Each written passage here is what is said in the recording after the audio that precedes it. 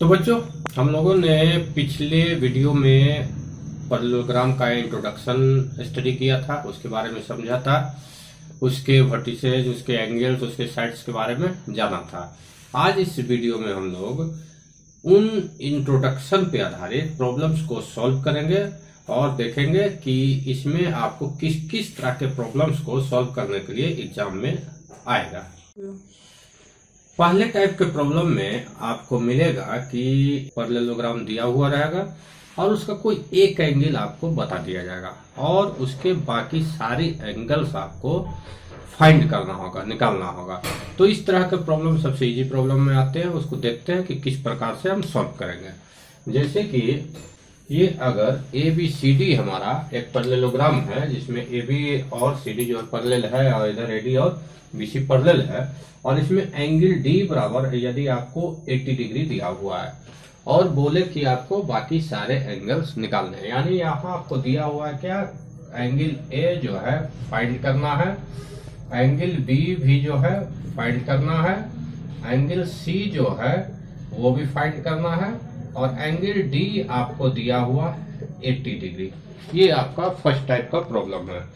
तो ये सबसे इजी तरह का प्रॉब्लम में आता है। देखिए पैरेललोग्राम का प्रॉपर्टी क्या होता है कि इसके आमने सामने के एंगल्स बराबर होते हैं, यानी ये 80 के सामने जो है, जो एंगल डी है, एंगल डी के सामने एंगल बी है, तो ये 80 है तो ये भी हमारा 80 होगा। आमने सामने के एंगल्स बराबर होते हैं, यानी हमारा एंगल बी फाइंड हो गया। एंगल बी जो है हमारा ये 80 डिग्री के बराबर हुआ।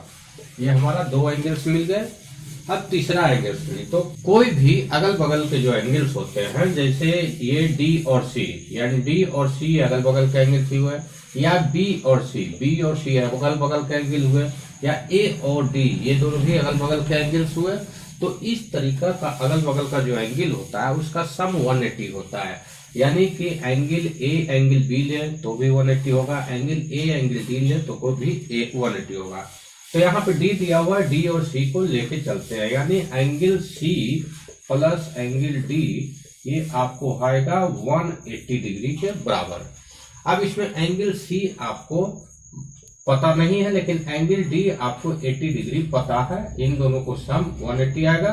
तो एंगल सी का वैल्यू आ जाएगा 80 को उस तरफ ले जाएंगे तो 180 माइनस 80 इक्वल टू 100 डिग्री, ये आपका वैल्यू एंगल सी का आएगा। ये 80 डिग्री राइट साइड में जाएगा तो नेगेटिव हो गया, दोनों को सब्सट्रैक्ट किए तो 100 आया, यानी कि हमारा एंगल सी का वैल्यू जो है 100 डिग्री आ गया। हमारा तीन एंगल पता चल गया। एंगल सी का वैल्यू यहाँ हम लिख देते हैं कि एंगल सी हमारा 100 डिग्री है। अब हमारा एक एंगल फाइंड करना बच गया, एंगल ए। तो इसके सामने का ये एंगल है तो फिर से पैरेललोग्राम की प्रॉपर्टी लगेगी कि ये दोनों बराबर होंगे, तो ये 100 है तो एंगल ए भी 100 ही होगा। तो इस तरीके से हमारा चारों एंगल जो है फाइंड हो गया, दो 100 डिग्री और दो 80 डिग्री।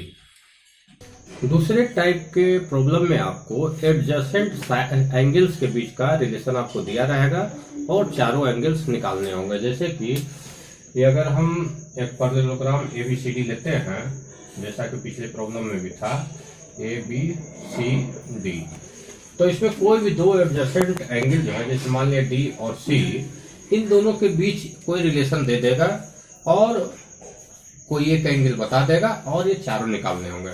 जैसे ऐसा भी कह सकता है कि इन दोनों एडजेसेंट एंगल जो है कॉन्ग्रुएंट है, यानी कि दोनों एंगल बराबर हैं, तो ये पूरा का पूरा वैल्यू निकालिए। तो कॉन्ग्रुएंट का मतलब बराबर होता है, तो कॉन्ग्रुएंट का मतलब अगर डी एक्स है तो आपका सी भी x होगा।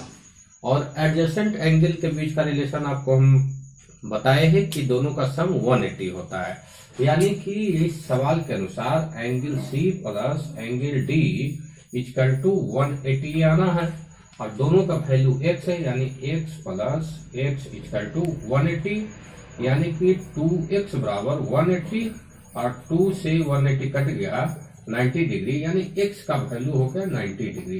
ये हमारा सॉल्व करके आया।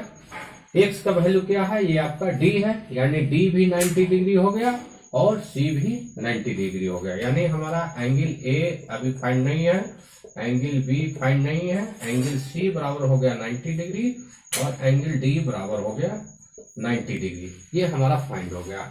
अब देखिए डी के सामने बी है, दोनों बराबर होते हैं तो ये भी 90 हो जाएगा, और सी के सामने ए है तो ये भी 90 हो जाएगा।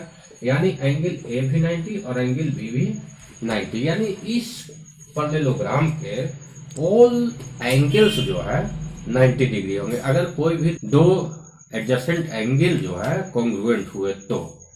उम्मीद है आपको समझ में आया होगा।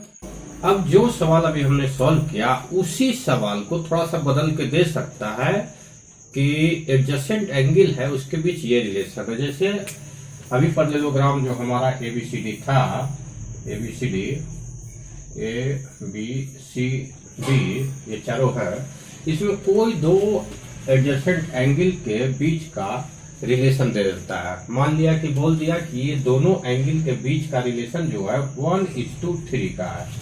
यानी एंगल डी बटा एंगल सी इक्वल टू है 1/3।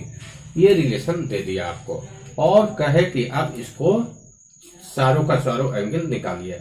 तो ये रिलेशन देने के बाद इसको क्रॉस मल्टीप्लीकेशन अगर कर दे तो ये हो गया 3 into angle D equal to हो गया एंगल सी।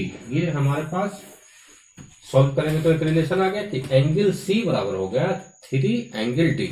और अब जो हमने फॉर्मूला लगाया था कि angle C plus angle D equal to 180 होगा, जो क्योंकि एडजस्टमेंट एंगल का सम जो है 180 होता है। अब सी का वैल्यू जो है 3 एंगल डी है तो यहाँ लिख दिए 3 एंगल डी और plus angle D equal to 180। ये जुट के हो गया आपका 4 एंगल डी इक्वल टू 180। यानी कि एंगल डी इक्वल टू हो गया 180/4। ये कटेगा आपका 4 चौके 16 और 5, यानी एंगल डी का वैल्यू हो गया 45 डिग्री। ठीक है, ये हमारा एंगल डी आ गया 45 डिग्री। अब यहाँ 45 डिग्री अगर रखेंगे एंगल डी की जगह तो एंगल सी क्या हो जाएगा, यहाँ 45 रखेंगे तो ये हो जाएगा गुना होगा 3 से 135। यानी एंगल सी का वैल्यू हो जाएगा, ये आ जाएगा आपको 135 डिग्री गुना करने के बाद। ये इक्वेशन अगर इसको फर्स्ट मान ले और यहाँ एंगल डी का वैल्यू रख दे 45 तो 3 × 45 हो जाएगा 135। यानी एंगल सी का वैल्यू हो जाएगा 135 डिग्री। यानी हमारे पास दो एंगल का वैल्यू आ गया डी और सी का, तो इसको हम नोट कर देते हैं। तो हमारा दो एंगल मिल गया, एंगल डी आ गया आपका 45 डिग्री और एंगल सी आ गया 135 डिग्री। अब एंगल सी के सामने एंगल ए है तो ये भी 135 डिग्री हो गया, और एंगल डी के सामने एंगल बी है तो ये भी 45 डिग्री हो गया। तो ये चारों हमारा प्राप्त हो गया। तो इस तरीका से एडजेसेंट एंगल के बीच का अगर रेशियो भी देता है तो ऐसे करके हम सॉल्व कर सकते हैं। तो इस वीडियो में हमने कुछ तरह के प्रॉब्लम्स को सॉल्व करना सीखा है। इसमें और भी तरह के प्रॉब्लम्स आएंगे जिनको भी इसी तरीका से इजीली हम लोग सॉल्व करेंगे, लेकिन वो अगले वीडियो में करेंगे, क्योंकि वीडियो अगर ज्यादा लंबा बनाया तो आप भी ज्यादा पेशेंस नहीं रखेंगे, आप भी सोचिएगा बहुत लंबा वीडियो। तो धीरे धीरे करके हम लोग समझते हैं, धीरे धीरे सीखते हैं। कोई भी चीज धीरे धीरे ही सीखा जाता है। तो मिलते हैं नए अगले वीडियो में। तब तक के लिए हमारे चैनल को आप सब्सक्राइब कर लीजिए, नोटिफिकेशन को ऑन कर दीजिएगा, ताकि हम जो भी वीडियो डालें आपको मिल जाए। और इसके अलावा आपको अपना भी अगर कोई सवाल हो जो आपको नहीं समझ में आ रहा, वो कमेंट में आप डाल सकते हैं, उसका भी सोल्यूशन आपको मिल जाएगा। धन्यवाद।